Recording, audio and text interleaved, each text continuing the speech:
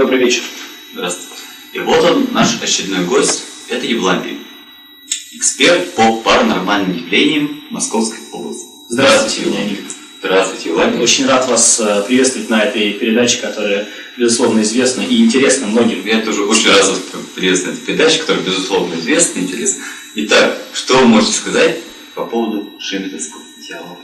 Шеметовский дьявол – это, безусловно, новое явление, новое паранормальное явление. Оно очень важно в структуре Московской области. И если бы это не было таким широкомасштабным явлением, то я бы не приехал из Италии, где мы изучали, с моими коллегами, мы изучали эффект неовампиризма.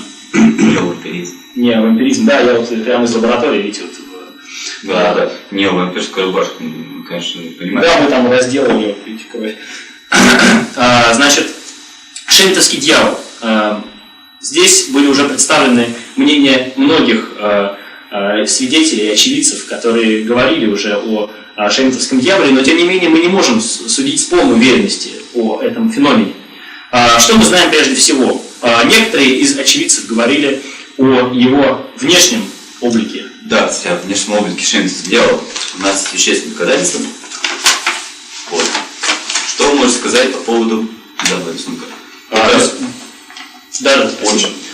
Безусловно, как мы видим из этой картины, она нарисована, к сожалению, только в черно-белом исполнении, поэтому мы не можем сказать всех деталей. Ну что вы можете сказать по структуре системы шеметовского дьявола? Значит, шеметовский дьявол, он выделяется на фоне на общем фоне, на фоне местности, и его можем сравнить с такими достаточно большими объектами, как дом или живыми. Как дом.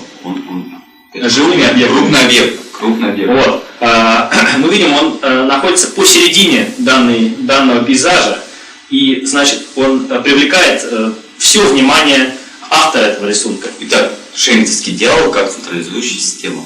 Да. Он находится прямо в середине, и у него явно выражены 5 конечностей, которые условно можно назвать руки, ноги и голова. 5 конечностей. Но в то время как у обычного человека всего 4. 5 конечностей шеметовского дьявола. Это интересно. Нельзя сказать, их назвать как-то такими понятиями, как руки, ноги или голова. Просто назовем эти структуры конечностями. Конечности. Значит, эти конечности направлены в различные стороны. И они образуют таким образом как бы 5 точек и поглощают все пространство, все его грани. Безусловно, символика. 5 конечностей, 5 сторон света. Так, продолжайте. Но здесь из этого рисунка не видно, мы не можем судить о цвете этого существа, потому что рисунок выполнен в черно-белом варианте. Но мы знаем по словам очевидцев, что он или серого, или черного цвета, и у него большой мех, достаточно большого размера. Да, спасибо. Большой мех. Очень большой мех.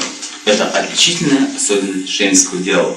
Итак, мы не можем сказать ничего конкретного по цветовой структуре шеметовского дьявола. Но тем не менее, мы знаем, что у него большой мех. Итак, мы продолжаем наше расследование о шеметовском дьяволе. Шеметовский. Итак, проблему нужно решать. Как мы можем увидеть шеметовского дьявола?